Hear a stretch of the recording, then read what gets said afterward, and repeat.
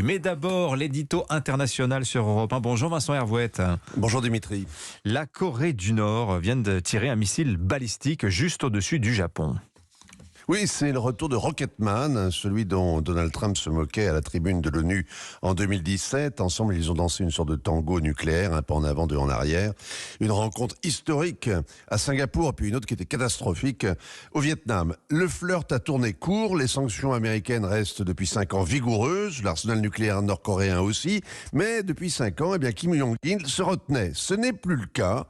La semaine dernière, il a tiré des missiles balistiques pour défier un porte-avions américain qui participait à des manœuvres dans la zone, puis une autre salve pour narguer la vice-présidente Kamala Harris, venue elle aussi à Séoul. Enfin, hier, tir spectaculaire au-dessus du Japon, jamais Kim Jong-il n'avait lancé un missile aussi loin et aussi haut. Je me permets de rectifier, Kim Jong-un, son fils. Pardon.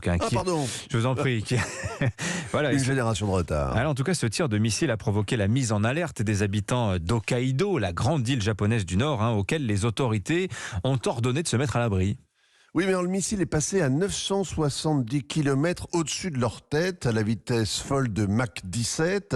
Et à cette altitude, c'est la stratosphère. Ils ne risquaient donc rien. La mise en alerte, c'est de la mise en scène, de la com, une dramatisation. L'engin s'est abîmé à 4500 km, record nord-coréen.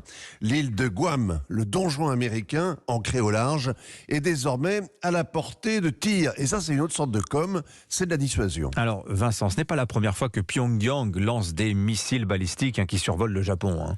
Alors quand on regarde la carte, on voit que les généraux nord-coréens n'ont pas tellement le choix pour faire leurs tests. Les Japonais le ressentent comme une menace et on les comprend de père en fils. Les tyrans de Pyongyang continuent la guerre de Corée. Ils maintiennent un canon sur la tempe de leurs voisins. Et le nucléaire est leur assurance vie. Leur missile est une façon de donner des coups de pied dans la porte des Américains qui les étranglent avec les sanctions. D'ailleurs, ça marche. En 1998, après le premier missile, Bill Clinton avait reçu dans son bureau ovale un maréchal nord-coréen. 20 ans après, l'escalade des tensions, le feu d'artifice entre le Donald et Rocketman s'était terminé par l'ouverture de négociations directes. Alors là, cette fois-ci, le contexte international est quand même un peu différent, Vincent. Oui, en Ukraine, les Américains jouent leur crédibilité auprès de leurs alliés, ceux de l'OTAN, ceux d'Asie aussi. Le Japon a doublé le budget de sa défense. La Corée du Sud s'est lancée dans une véritable course aux armements.